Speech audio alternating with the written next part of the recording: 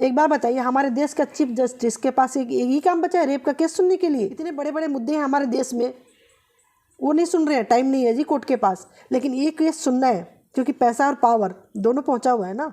Attorney of general Mukul रोहतंगी जो हमारे देश के हैं वो आते थे, लूथरा एंड लूथरा, कम से कम 20 वकील आते थे। जिस दिन हमारी कोर्ट में डेट होती थी, अरे 3 महीने सुनवाई हुई है प्रॉपर। जब तक चीफ जस्टिस ऑफ इंडिया रहे, 3 महीने के लिए बन के आए थे वो, तब तक सुनवाई हुई है मेरी। और हफ्ते में मेरी 3 डेट लगती थी। चीफ जस्टिस ऑफ इंडिया पूछ रहा है कि कब की डेट दूँ, कल की दे दूँ, परसों की दे दूँ? इस पर मुकुल रोहतंगी जी ने बहुत टेबल पीटा, ऐसे टेबल पीटते थे ऐसे जैसे पिक्चर में पीटते हैं ना, वैसे टेबल पीट पीट के, नहीं नहीं डेट नहीं देना है, डेट नहीं देना है, सुनवाई होगी, आज ही ऑर्डर कर दीजिए, आज ही ऑर्डर कर दीजिए। अगर केस झूठा था तो आप एफआईआर दर्ज होने देते, जो प्रोसीजर होता है उसको होने देते, छानबीन होने देते, अपने आप पता लग जाता ना। आप सच्चे होते तो आप जीत जाते, झूठे होंगे तो आप जेल जाएंगे। और शहनवाज के पैसे पावर सब धरे के धरे रह गए। फाइनली जज साहब ने ऑर्डर दिया कि एफआईआर दर्ज की जाए और मेडिकल किया जाए, 164 का बयान किया जाए, सब कुछ किया जाए। नमस्कार, न्यूज पल्स में आप सबों का स्वागत है। मैं हूं संतोष सिंह और हम बात कर रहे हैं शाहनवाज की लंका की। जी हाँ, देखिए, हमने आपको कल कहा था कि बहुत मुश्किल है शाहनवाज के खिलाफ खबर चलाना। मतलब शाहनवाज के किसी ऐसे खबर को आप नहीं चला पाएंगे जो उनके राजनीति को प्रभावित कर सके, क्योंकि वो बहुत ही ताकतवर व्यक्ति है। मेन एक्सट्रीम की मीडिया तो खबर नहीं चला रही है। सोशल मीडिया के सहारे भी अगर खबर चलाने की कोशिश होती है तो उसका रिच को वो डाउन करने में सफल हो जाते हैं। आपने देखा होगा कि जब हमने ये खबर चलाई है तो क्या स्थिति है सोशल मीडिया पर। कई तरह के सवाल सोशल मीडिया के द्वारा हमसे पूछी गई, इसका क्या मतलब है, इसका क्या मतलब है। इस तरह से सवाल जवाब के बाद भी अभी भी सोशल मीडिया पर यह खबर एग्जिस्ट कर रही है, ये बड़ी बात। लेकिन कोशिश पूरी तौर पर चल रही है। तो आज हम बात शाहनवाज की करते हैं। कल उनकी भाई शहबाज की बात कर रहे थे, आज हम शाहनवाज की बात करते हैं कि उसने क्या किया। देखिए, हम कल भी कहे थे और आज भी कह रहे हैं कि ये घटना घटित हुई है या नहीं हुई है, ये मैं दावे के साथ नहीं कह सकता हूँ। शाहनवाज ने उस पीड़िता के साथ बलात्कार किया है या नहीं किया है, ये हम दावे के साथ नहीं कह सकते। लेकिन जो परिस्थिति जन्य साक्ष्य हैं और जिस तरीके से शाहनवाज इस मामले में पीड़िता के साथ जो उनका व्यवहार रहा है, वो जरूर दिखाता है कि शाहनवाज ने एक का जो पूरी भूमिका है इस मामले में, वो एक जुल्मी व्यक्ति की भूमिका में है। वो एक हैवानियत की सभी हदें पार करने वाली जो मानसिकता होती है, उस मानसिकता में शाहनवाज दिख रहे हैं।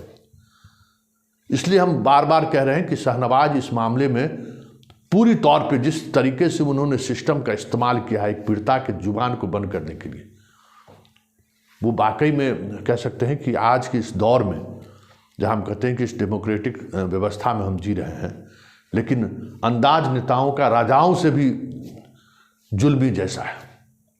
अब आते हैं हम पॉइंट पे जिस पर हम चर्चा कर रहे हैं।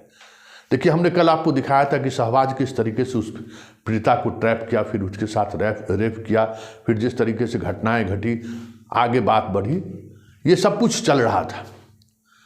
पुलिस में केस नहीं होने दे रहे थे शाहनवाज। जब पीड़िता कोर्ट गई, लंबी बहसें चली।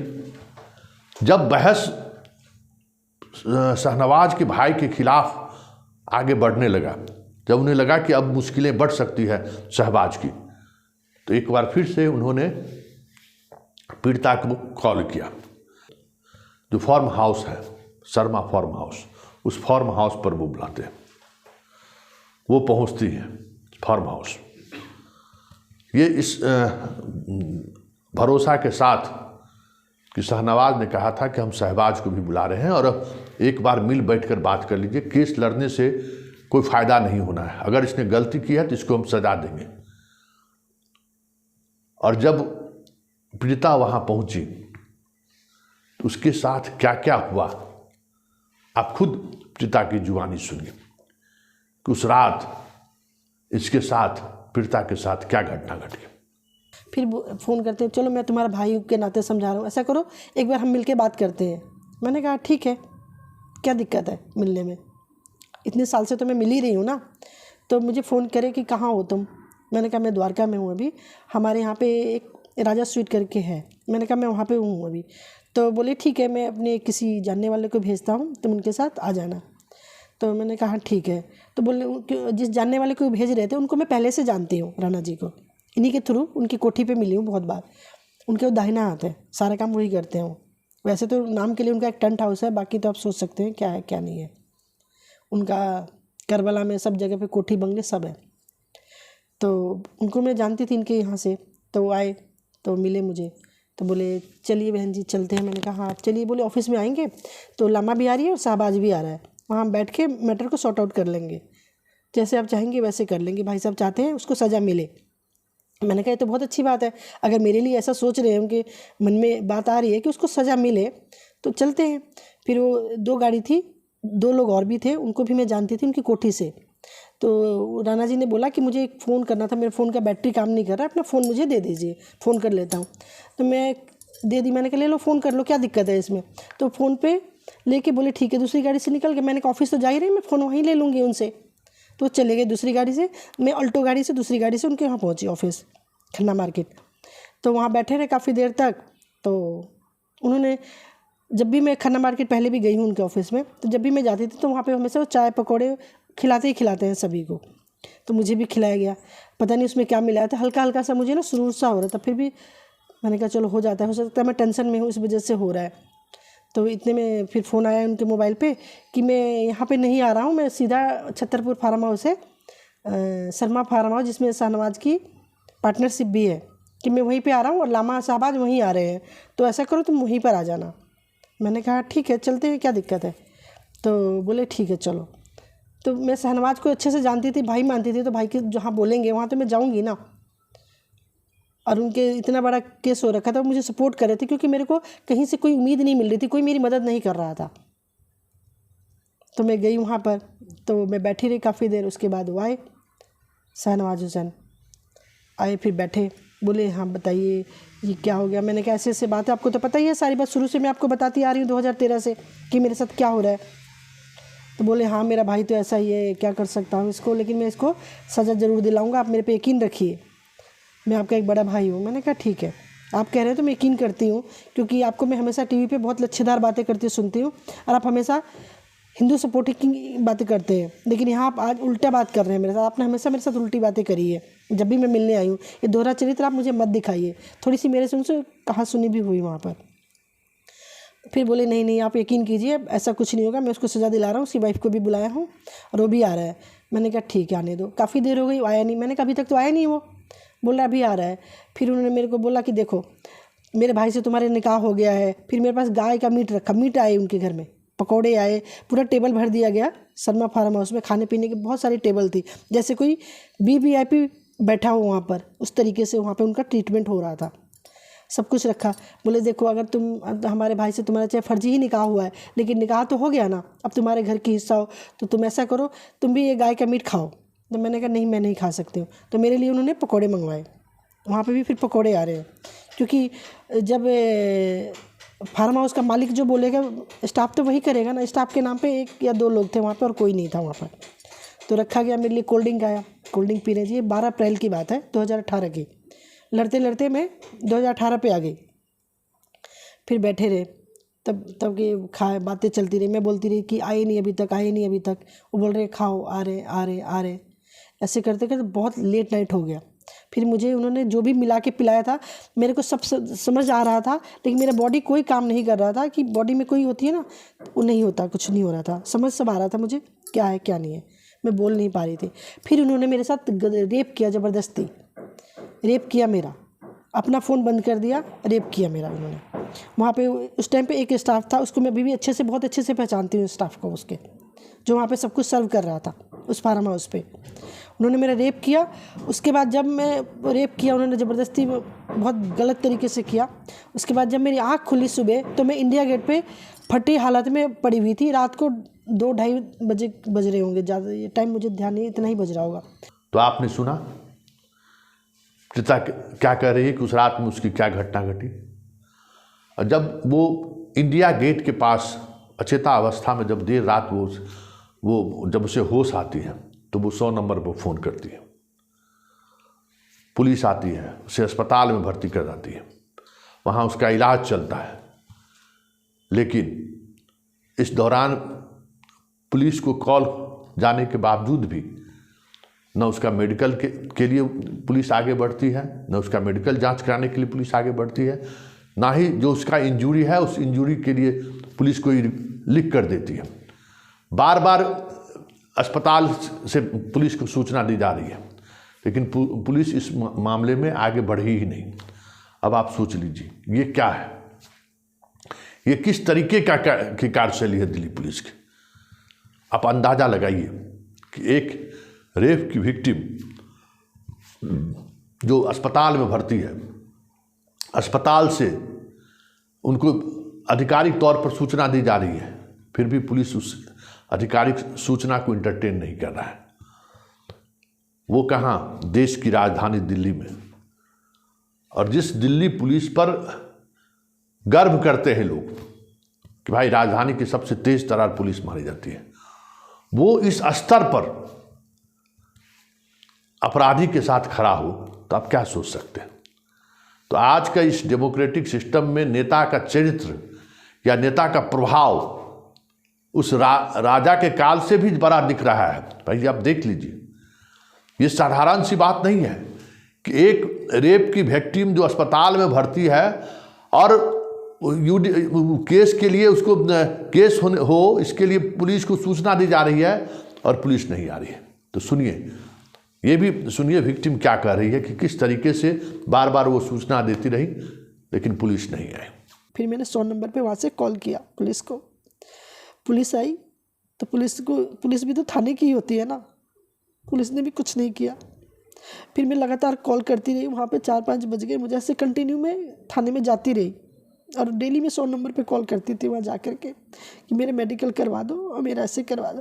फिर उसके बाद क्या हुआ कि उसके बाद एक निशा नाम की आयु थी वहाँ पर, उसके फ़ोन आने लग गए मुझे, रोज़ बुला लेती थी मुझे, मैडम आ जाइए, आज आपका मेडिकल कराना है, आपका 164 का बयान कराना है हमें। मैंने कहा ठीक है। तो मैं जाती थी थाने में, नहीं कराती थी वो, उन्होंने मेरे को ऐसे करते बहुत टाइम निकाल दिया। तो आपने सुना क्या कह रही है। अब इसके पास क्या गुंजाइश थी, इस पीड़िता के पास।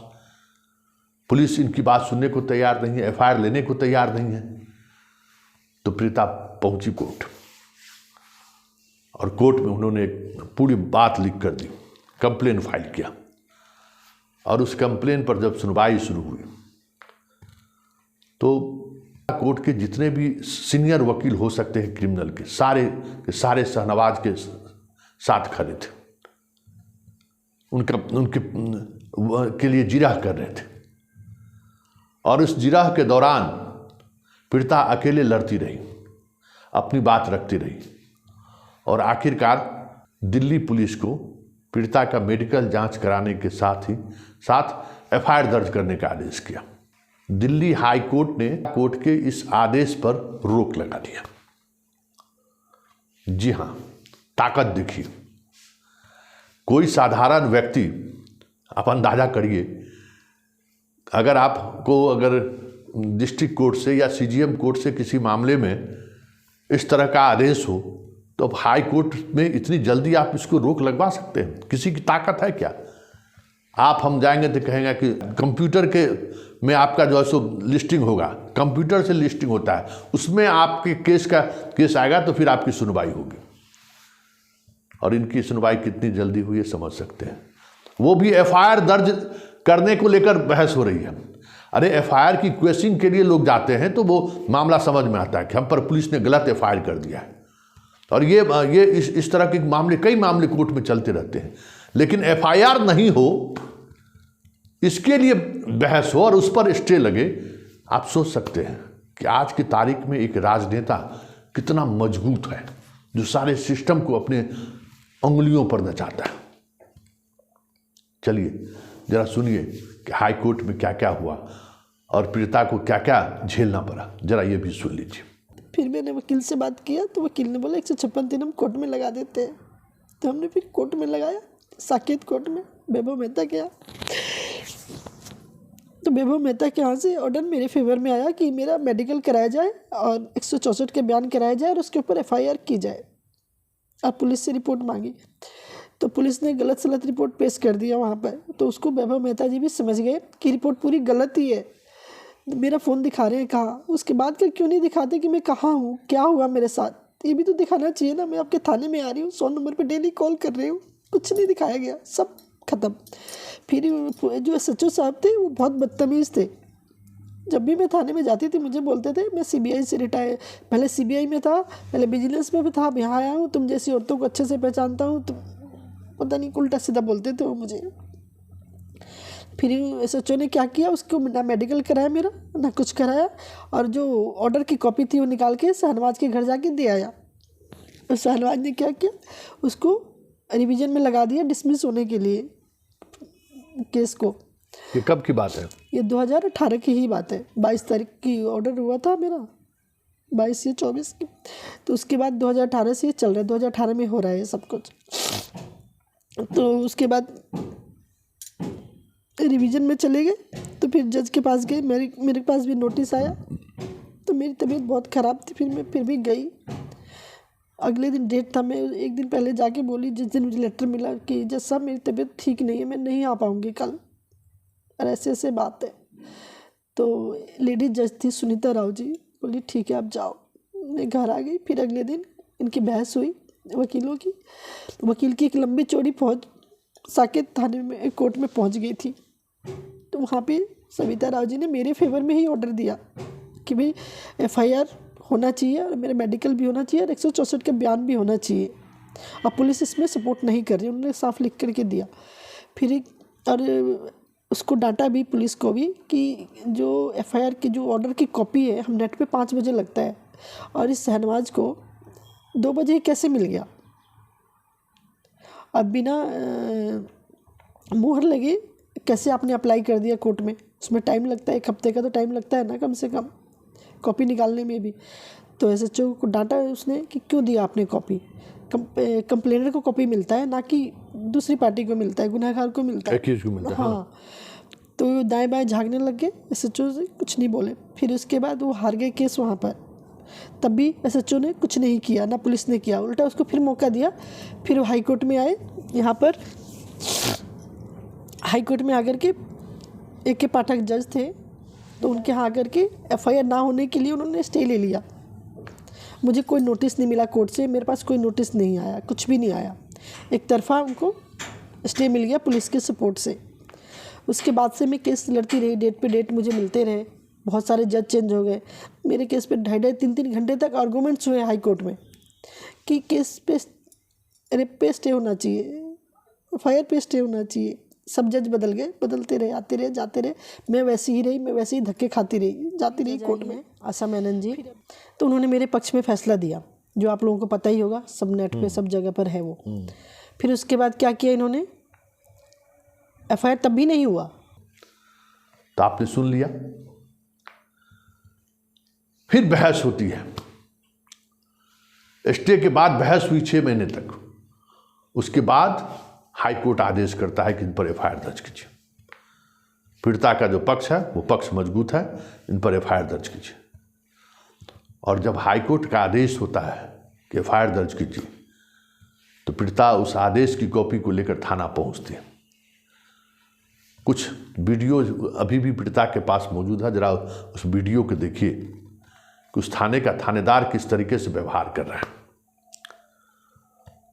और उसके बाद उस थाने में पीड़िता के साथ जो व्यवहार हुई, आप सोच नहीं सकते। कि डिस्पैच नहीं हुआ है, हम नहीं करेंगे, मेरे पास नहीं आया। कि डिस्पैच नहीं हुआ है, मैं इसको आपको नहीं ले सकता। हमने 5 घंटे से we are sitting here since 5 hours इस बी और ट्रायल कोर्ट के लिए हाँ एक मिनट who shall take further step in accordance with law? हाँ इसमें इसमें डिस्पैच इलेक्ट्रॉनिक तो लर्नेड ट्रायल कोर्ट, हाँ क्या कब लर्नेड ट्रायल ट्रायल कोर्ट से हमारे पास आदेश आ रहा है, हाँ। उसके बाद हम कर देंगे। नहीं लर्नेड ट्रायल कोर्ट सर, ये यहाँ पे आज देखो ना, डिस्पैच हो चुका है। अरे मेरी बात सर, पढ़ो तो dispatch आप पढ़ो तो सारे सही पढ़िए ना, इसको। आप इसको पढ़ो ना, क्या ये आप लिखा ये हुआ है, पढ़िए, ये देखिए। Transmitted by electronic mode. तो जरा सुनिए पीड़िता से। जब वो मुकदमा दर्ज कराने के लिए जब थाने गई, 2 दिन दर्ज नहीं किया, तीसरे दिन उनको बुलाया गया। और जब थाना पहुंची वो, तो पूरा थाना पुलिस छावनी में तब्दील हो चुका था। उन्हें लगा ही नहीं कि क्या हो रहा है। और फिर उस महिला के साथ जो 2-3 और महिलाएं गई थी, उनके साथ पुलिस क्या किया, जरा इस पीड़िता की जुबानी आप सुन लीजिए। सुप्रीम कोर्ट में कितने दिन बाद स्टे मिला इसको? 1 हफ्ते के बाद।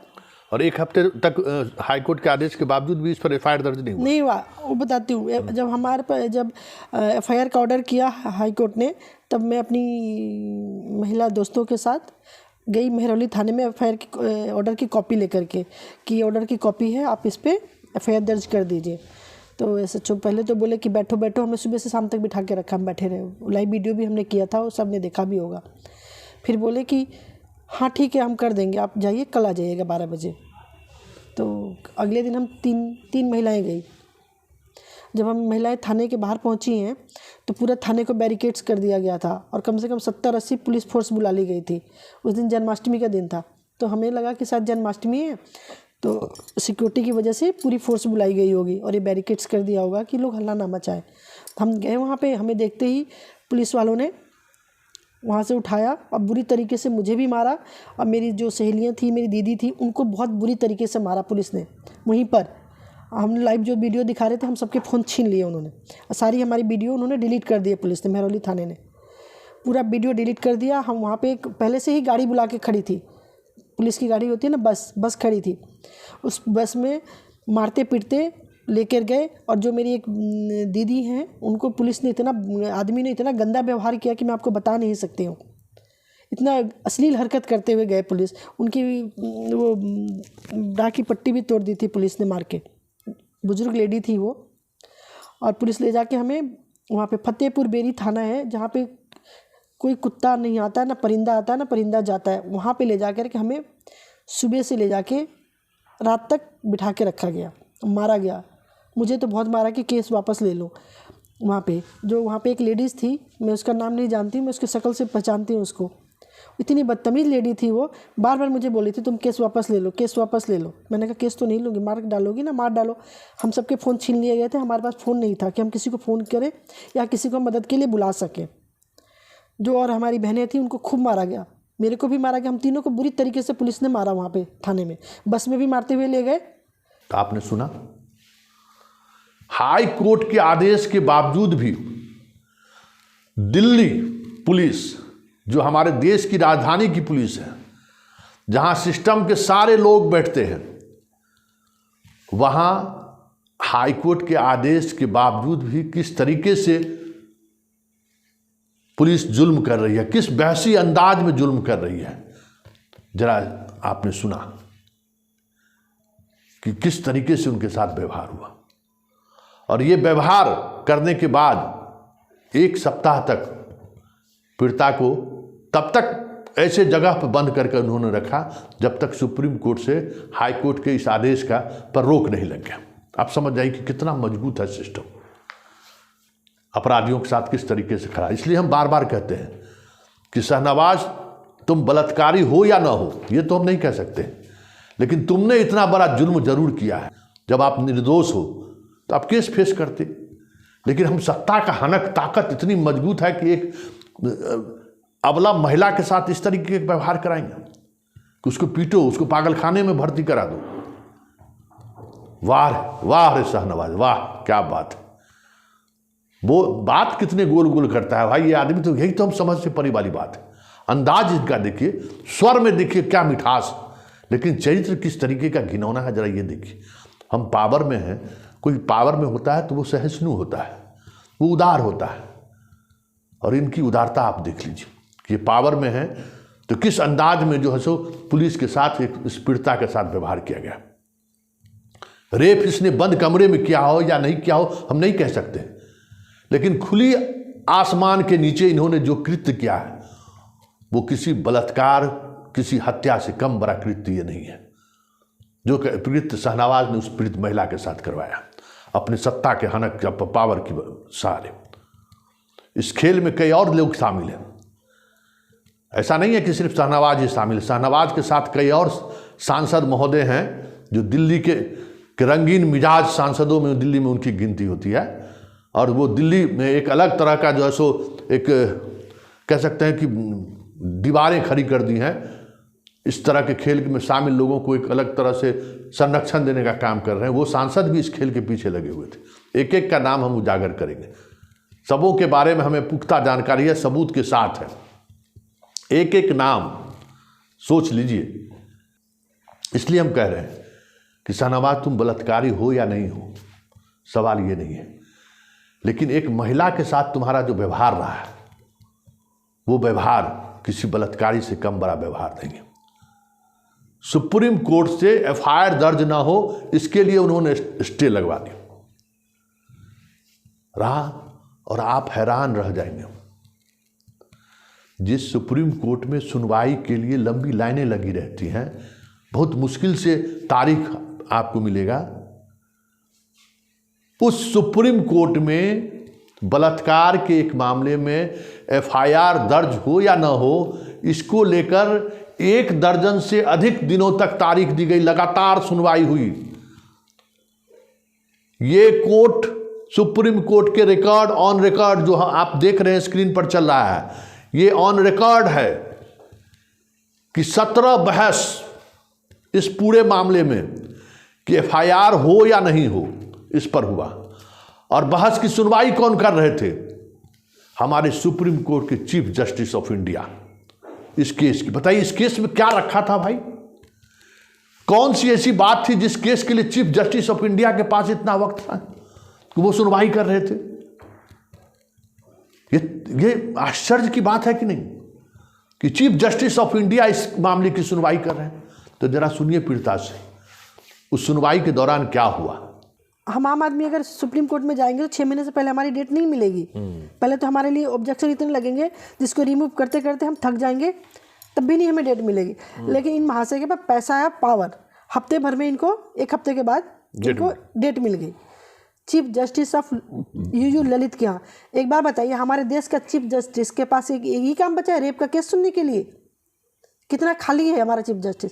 हमारे देश में इतने बड़े बड़े मुद्दे हैं, उसके लिए टाइम नहीं है चीफ जस्टिस के पास। मतलब सिर्फ एफआईआर नहीं हो इसके लिए चीफ जस्टिस सुनवाई कर रहे हैं, 3 बेंच में सुनवाई हो रही है। सोचिए आप, इतने बड़े बड़े मुद्दे हैं हमारे देश में, वो नहीं सुन रहे हैं, टाइम नहीं है जी कोर्ट के पास। लेकिन ये केस सुनना है क्योंकि पैसा और पावर दोनों पहुंचा हुआ है ना। तो specially chief justice UU Lalit हमारा केस सुनते थे कि एफआईआर शाहनवाज पर हो या नहीं हो। हाँ, हो इसके लिए डिस्कशन होता था, और छोटी मोटी डिस्कशन नहीं होती थी, 1-1 1.5 घंटे डिस्कशन होता था। आप लोग कहते हैं, आम आदमी कहता है सुप्रीम कोर्ट के पास टाइम नहीं है, इतना केस लगा हुआ है। लेकिन हमारा केस सुनने के लिए सुप्रीम कोर्ट के पास इतना टाइम था कि हफ्ते में मेरी 3 डेट लगती थी, सुप्रीम कोर्ट 3 बार भी जाती थी। क्या एक आम आदमी के लिए हफ्ते में सुप्रीम कोर्ट की 3 डेट लगेगी? क्या आम आदमी की कोई भी सुनवाई चीफ जस्टिस के पास होगी? यूयू ललित जी, फिर क्या हुआ उसके बाद? फिर मैं बताया ना, हफ्ते में 3 डेट लगती थी, और 3 डेट में आपको मालूम है वकील कौन आते थे? अटॉर्नी ऑफ जनरल मुकुल रोहतंगी जो हमारे देश के हैं वो आते थे। लूथरा एंड लूथरा, कम से कम 20 वकील आते थे। जिस दिन हमारी कोर्ट में डेट होती थी, सिर्फ एक सिंगल पर्सन मैं ही होती थी कोर्ट के अंदर जिसकी केस थी, बाकी वकीलों की टीम पूरी भरी रहती थी। और हमारे चीफ जस्टिस ऑफ इंडिया बहुत प्यार से हमारे केस को सुनते थे। कितने दिन सुनवाई हुई इसको? अरे 3 महीने सुनवाई हुई है प्रॉपर। जब तक चीफ जस्टिस ऑफ इंडिया रहे, 3 महीने के लिए बन के आए थे वो, तब तक सुनवाई हुई है मेरी। और हफ्ते में मेरी 3 डेट लगती थी। मैं 3 डेट पे, आप सोचिए, मैं एक अकेली महिला किस तरीके से मैं सुप्रीम कोर्ट पहुंचती होंगी, कितनी भाग दौड़ करके मेरा पास बनता होगा, कितनी में हरासमेंट, मेरे को सिर्फ मुझे हरास किया जाता था। फिर उसमें कोई जजमेंट नहीं है? कुछ भी जजमेंट, अरे बहस होती थी। 3 बेंच में थे तो 2 जज बोलते थे इस पर तो मैंडेटरी एफआईआर होना। ऐसे पूछते थे कब की डेट दे दूं? सुप्रीम कोर्ट में चीफ जस्टिस ऑफ इंडिया पूछ रहा है कि कब की डेट दूं? कल की दे दूं? परसों की दे दूं? नहीं, बुधवार की दे देते हैं। तो उनका वकील बोलते थे हाँ हाँ ठीक है। फिर फ्राइडे की डेट बुधवार को मिल जाता था, मंडे को डेट लगी मेरी, फिर बुधवार का डेट मिल गया, फिर फ्राइडे की डेट भी लग जाती थी मेरी, पूछ के डेट मिलता था। कुल कितनी सुनवाई हुई होगी? बहुत सुनवाई हुई, सोचिए हफ्ते में 3 सुनवाई होती थी, चलता रहा। और पूछ की डेट मिल रहा है कितने महीने तक? 3 महीने तक पूछ की डेट मिल रहा है। कितनी बड़ी बात है, ऐसा कभी आपने कहीं सुना है? इसको कहते हैं पैसा, पावर और ताकत। आम आदमी के पास तो है नहीं ना। केस किसका था? शाहनवाज हुसैन का। बचाया किसको जा रहा था? शाहनवाज हुसैन को। तभी तो फ़ोन आता होगा ना कि डेट पे डेट इसको देते रहिए, हरास हो जाएगी, पहुंच ही नहीं पाएगी, क्योंकि यहाँ से कोर्ट जाने में मेरे को 200-300 रुपये लगते हैं ना, वहाँ से आने में 200-300 रुपये लगेंगे। और हर बार झूठा रिपोर्ट फाइल करते थे मेरे बारे में। हाँ, तो फिर कुल कितनी सुनवाई हुई और उसके बाद फिर? 15-20 डेटें लगी मेरी। उसके बाद हमारे देश के चीफ जस्टिस साहब को रिटायर होना था, तो रिटायरमेंट से पहले भी हमारी 2-4 दिन पहले डेट लगी थी। तो मैंने जाके अब मेरे वकील साहब ने रिक्वेस्ट किया कि सर अब आप जा रहे हैं तो अपने जाने के बाद का हमें डेट दे दीजिए। तो चीफ जस्टिस ऑफ इंडिया हमारे बोलते हैं कि क्यों आप लोग हमसे क्यों नहीं चाहते हो कि हम जजमेंट दें? तो हमारे वकील साहब बोले कि रोज़ तो उन्हीं का वकील का सुनते हैं आप, कभी आपने तो हमारी सुनी नहीं है। जब उनके वकील ने 4 दिन बहस करी है तो 8 दिन तो मैं भी बहस करूँगा ना, और आपके पास सिर्फ 4 दिन बचे हैं अब, तो प्लीज़ रिक्वेस्ट है आप डेट दे दीजिए। इस पर मुकुल रोहतंगी जी ने बहुत टेबल पीटा, ऐसे टेबल पीटते थे ऐसे जैसे पिक्चर में पीटते हैं ना, वैसे टेबल पीट पीट के नहीं डेट नहीं देना है, डेट नहीं देना है, सुनवाई होगी, आज ही ऑर्डर कर दीजिए, आज ही ऑर्डर कर दीजिए। तो हमारे वकील साहब ने बोला नहीं, हम भी अपना पक्ष रखेंगे ना पहले, और जो स्टेट की तरफ से वकील आए हुए हैं वो भी तो अपना पक्ष रखेंगे। तो आपके पास क्या, माननीय कोर्ट के पास क्या इतना टाइम है सुनने के लिए? तो जैसे आप बोलते हैं आज बहस कर लो, कोई दिक्कत नहीं, पूरा दिन आपकी हम बात सुन लेंगे। चीफ जस्टिस साहब के पास पूरा दिन सुनने के लिए टाइम था। तो फिर क्या हुआ जरा इसको देखिए आप, पूरे प्रकरण को, ये जजमेंट की लाइव जजमेंट की कॉपी है ये। जो मतलब 2 तरह की चीज़ें आती हैं सुप्रीम कोर्ट और है कि भाई एक वीडियो फुटेज होता है, वीडियो लाइव आप वीडियो देख सकते हैं, दूसरा एक लाइव रिटन भी होता है, मतलब जो बहस हो रही है उसका लाइव लिखा जाता है। तो ये लाइव कॉपी है, ज़रा देखिए किस तरीके से सुप्रीम कोर्ट के 2 जज जिसके बेंच ने, सुप्रीम कोर्ट के सबसे बड़े वकील, पता नहीं उनका कितना फीस होगा, वो बहस कर रहे हैं। उनकी भी तस्वीर आपके सामने चल रहा है। 12 वकील शाहनवाज के लिए पक्ष रखने के लिए सुप्रीम कोर्ट में मौजूद थे, और महिला के साथ एक DU में पढ़ा हुआ छात्र कभी वकालत किया हो, सुप्रीम कोर्ट में दूसरे के नाम पर वो खड़ा होकर महिला के लिए, पीड़िता के लिए पक्ष में बहस कर रहा है। आप समझिए कि भाई सुप्रीम कोर्ट में मामला जाना, 17 तारीख पर बहस होना कितना खर्चीला हो सकता है, कैसे ये महिला टिकी रही होगी, और वो भी मुकुल रस्तोगी जैसे वकील के सामने में। क्या हुआ फिर जरा आप देखिए, जरा सुनिए, पीड़िता की जुबानी से ही सुनिए। जज ने बोला हम आपके केस को डिसमिस करते हैं। हमें इस केस के अंदर डिसमिस, मतलब मेरे केस को लिए डिसमिस करने के लिए गए थे, ऐसा कुछ नहीं लग रहा है इसमें जो कि हम इसको डिसमिस कर दें। आपका केस इसलिए डिसमिस होगा, निचली कोर्ट के खिलाफ आप गए, फास्ट ट्रैक आप गए, हाई कोर्ट, इतनी जल्दी क्या थी आपको जो आप भाग के पहले निचली कोर्ट की अवहेलना की आपने, फास्ट ट्रैक कोर्ट में वहाँ भी आपने हार खाई, अब फिर हाई कोर्ट आए वहाँ भी आप हार गए। इतनी भागम भाग क्या थी आपको, क्यों भाग रहे थे इतना? कोई तो वजह होगी ना।